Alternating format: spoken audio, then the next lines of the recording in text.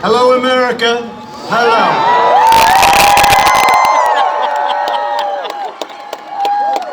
The First Lady and I wish each and every one of you a happy Independence Day on this truly historic 4th of July. Today we come together as one nation with this very special salute to America. We celebrate our history, our people, and the heroes who proudly defend our flag, the brave men and women of the United States military. We are pleased to have with us Vice President Mike Pence and his wonderful wife, Karen.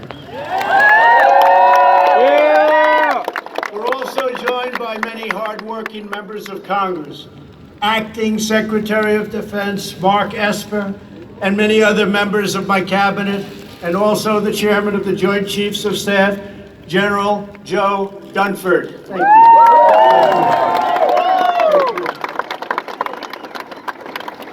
you. Lieutenant General Daniel Hawkinson of the National Guard, and distinguished leaders representing each branch of the United States Armed Forces, the Army, Navy, Air Force, Coast Guard, Marines, and very soon, the Space Force.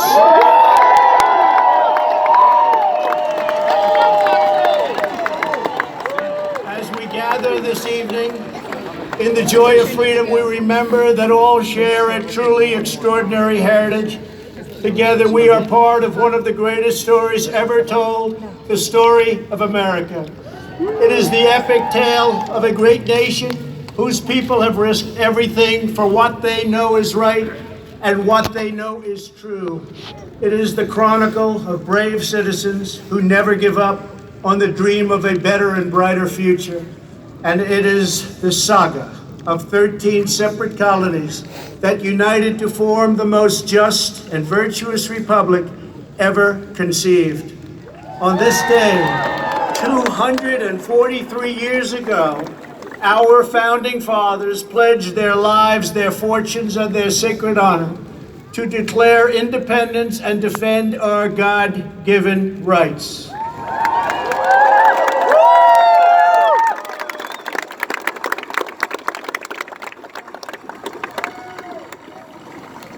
Thomas Jefferson wrote the words that forever changed the course of humanity.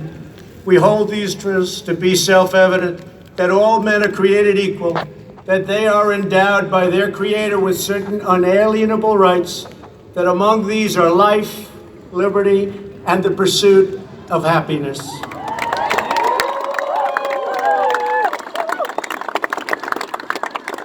With a single sheet of parchment and 56 signatures, America began the greatest political journey in human history. But on that day, the patriots who would determine the ultimate success of the struggle were 100 miles away in New York. There, the Continental Army prepared to make its stand, commanded by the beloved General George Washington.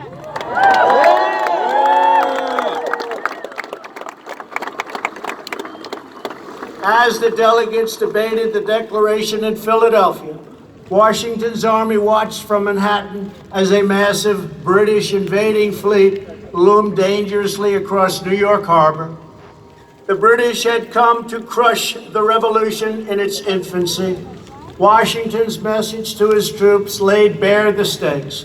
He wrote, "The fate of unborn millions will now depend under God on the courage and conduct of this army. We have therefore to resolve to conquer or die."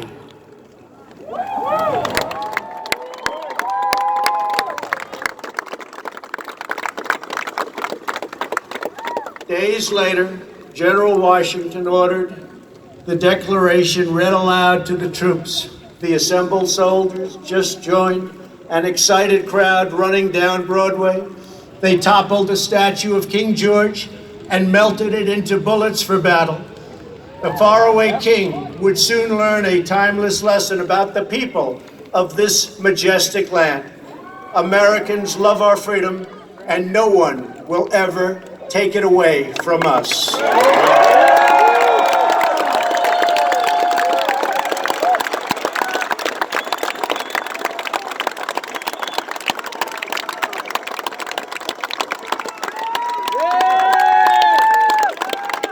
same American spirit that emboldened our founders has kept us strong throughout our history. To this day, that spirit runs through the veins of every American patriot. It lives on in each and every one of you here today. It is the spirit, daring and defiance, excellence and adventure, courage and confidence, loyalty and love that built this country into the most exceptional nation in the history of the world. And our nation is stronger today than it ever was before. It is its strongest now.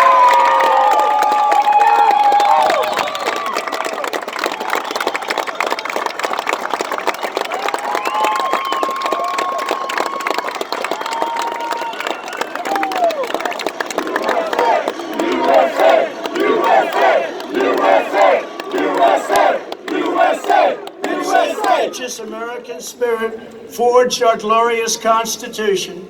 That rugged American character led the legendary explorers Lewis and Clark on their perilous expedition across an untamed continent. It drove others to journey west and stake out their claim on the wild frontier. Devotion to our founding ideals led American patriots to abolish the evil of slavery, secure civil rights, and expand the blessings of liberty to all Americans.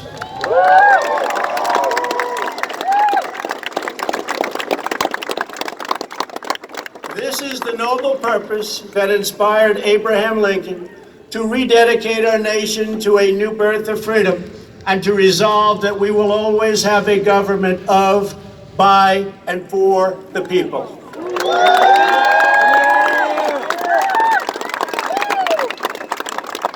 Our quest for greatness unleashed a culture of discovery that led Thomas Edison to imagine his light bulb, Alexander Graham Bell to create the telephone, the Wright brothers to look to the sky and see the next great frontier. For Americans, nothing is impossible.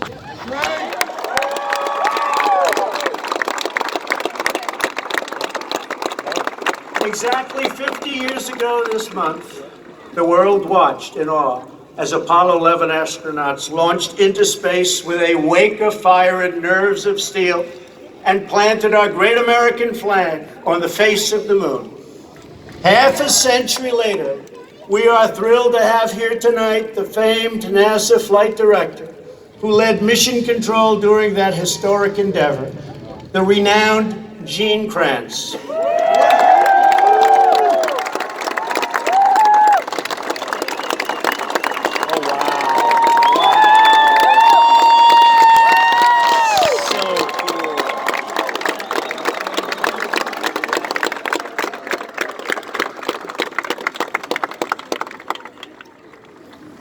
Gene, I want you to know that we're going to be back on the moon very soon, and someday soon we will plant the American flag on Mars. Our nation's creativity and genius lit up the lights of Broadway and the sound stages of Hollywood. It filled the concert halls and airwaves around the world with the sound of jazz, opera, country, rock and roll, and rhythm and blues. It gave birth to the musical, the motion picture, the Western, the World Series, the Super Bowl, the skyscraper, the suspension bridge, the assembly line, and the mighty American automobile. It led our citizens to push the bounds of medicine and science to save the lives of millions. Here with us this evening is Dr. Emanuel Freirach. When Emanuel began his work, 99% of children with leukemia died. Thanks largely to Dr. Freirach's breakthrough treatments, currently 90% of those with the most common childhood leukemias survive. Doctor, you are a great American hero. Thank you.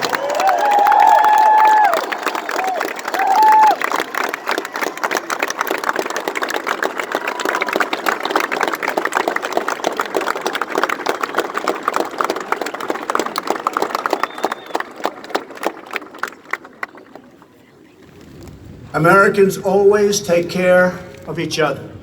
That love and unity held together the first pilgrims.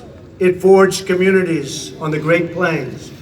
It inspired Clara Barton to found the Red Cross, and it keeps our nation thriving today. Here tonight, from the Florida Panhandle, is Tina Belcher. Her selfless generosity over 3 decades has made her known to all as Mrs. Angel. Every time a hurricane strikes, Mrs. Angel turns her tiny kitchen into a disaster relief center. On a single day after Hurricane Michael, she gave 476 people a warm meal. Mrs. Angel, your boundless heart inspires us all.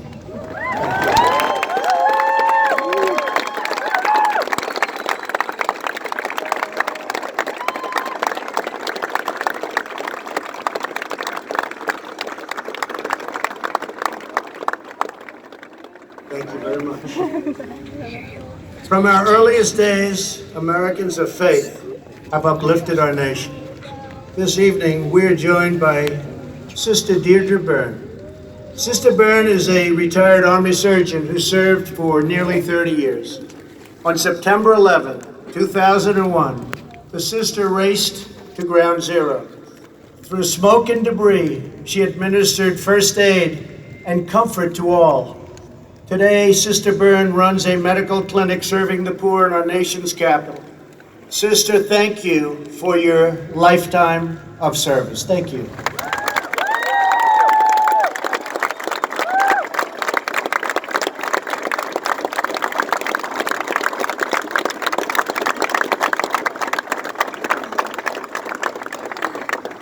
Our nation has always honored the heroes who serve our communities.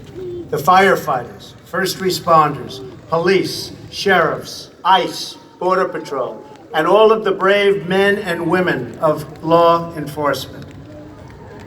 On this July 4th, we pay special tribute to the military service members who laid down their lives for our nation. We are deeply moved to be in the presence this evening of Gold Star families whose loved ones made the supreme sacrifice. Thank you.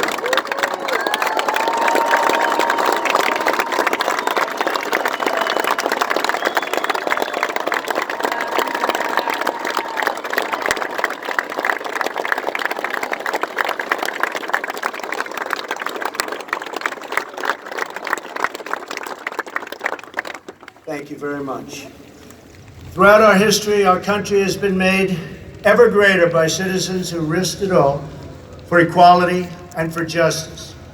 100 years ago this summer, the women's suffrage movement led Congress to pass the constitutional amendment giving women the right to vote.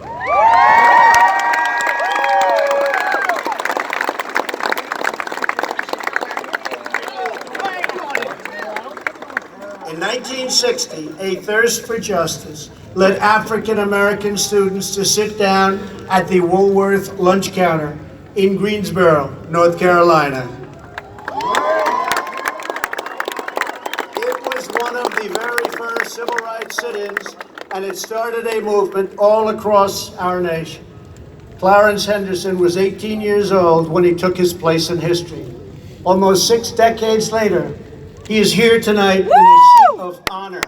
Clarence, thank you for making this country a much better place for all Americans.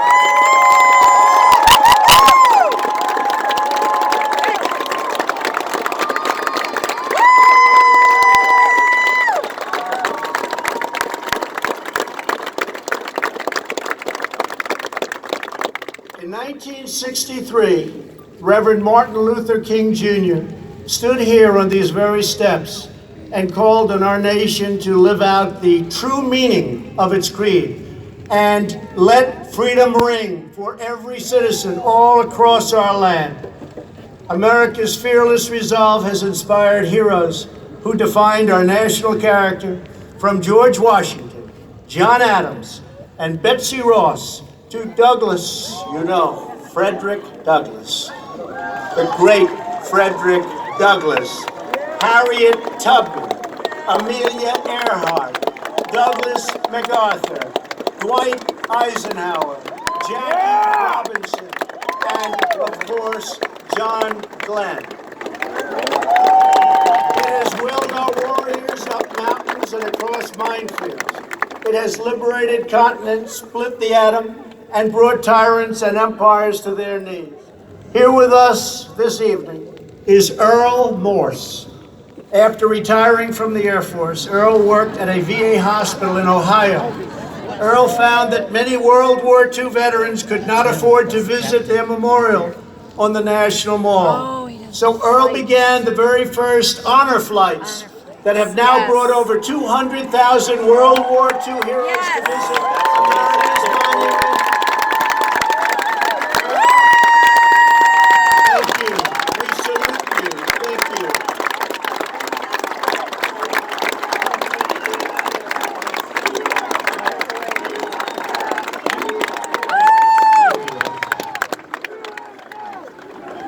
Thank you.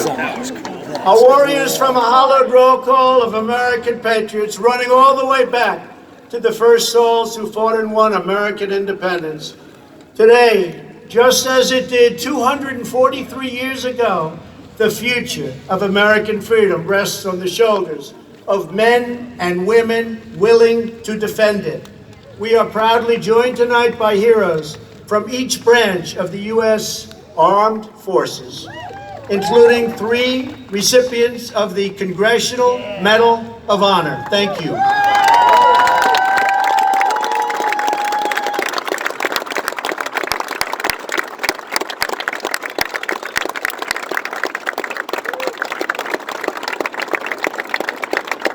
They and thousands before us served with immense distinction, and they loved every minute of that service. To young Americans across our country, now is your chance to join our military and make a truly great statement in life, and you should do it.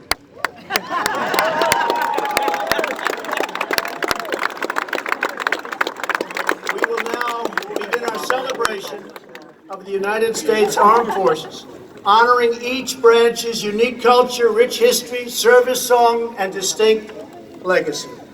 I invite Acting Secretary, please, Mark Esper, Secretary of Defense, and Chairman Dunford, head of the Joint Chiefs of Staff. Please join me.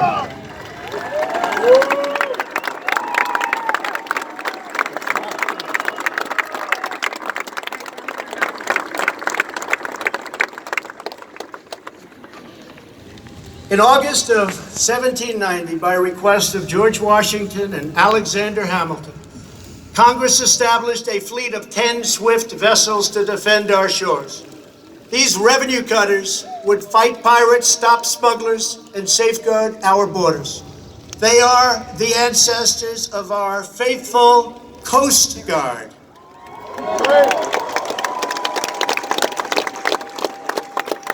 When our ships were seized and sailors kidnapped by foreign powers in 1812, it was a revenue cutter, the swift schooner Thomas Jefferson, that swept in to capture the first British vessel of the war. In 1897, when 265 whalers were trapped in ice and the ice fields of Alaska were closing up, courageous officers trekked 1,500 miles through the frozen frontier to rescue those starving men from certain death. In 1942, the Coast Guard manned landing craft for invasions in the Pacific when the enemy attacked U.S. Marines from the shores of Guadalcanal.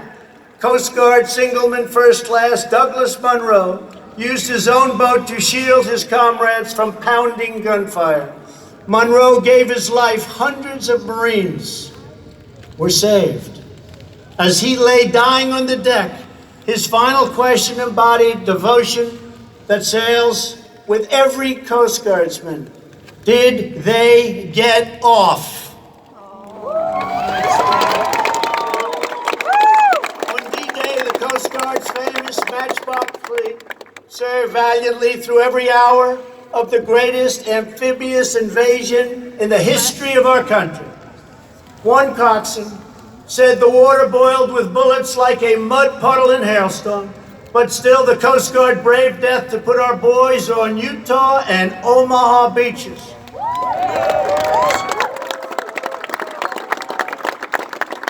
Every Coast Guardsman is trusted to put service before all. Coasties plunge from helicopters and barrel through pouring rain and crashing waves to save American lives.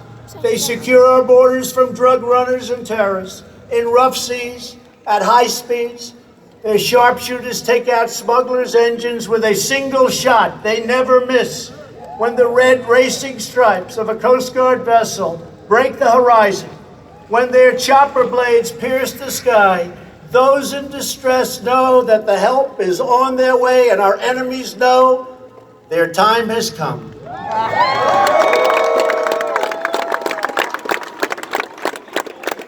These guardians of our waters stand semper paratus. They are always ready. They are the United States Coast Guard. Representing the Coast Guard today, you will soon see an HH-60 Jayhawk helicopter based at Coast Guard Air Station Clearwater, along with an HH-65 Dolphin from Air Station Atlantic City and an HC-144 Ocean Sentry from Air Station Miami.